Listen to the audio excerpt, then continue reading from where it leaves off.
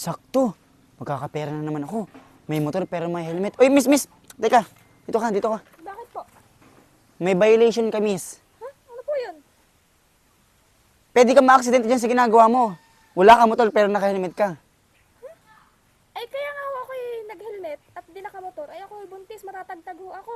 Ay, ganun ba, miss? Sige, miss. Lampas ka na. Sige po. Sayang. Uy, miss! Teka lang, miss. Itabi mo yun dito. Bakit ho? Violation yung miss sa ginagawa mo. Alam mo bang bawal sa ordinansa yan? Na nakamotor pero walang helmet. Di ba nasa batas yan?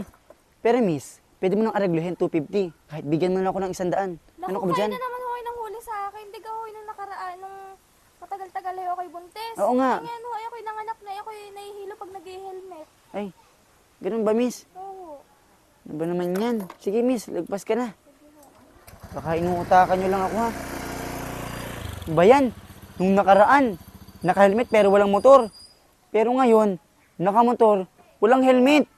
Ano ba naman mga tao ngayon? Nababalo ata ka pa panganak?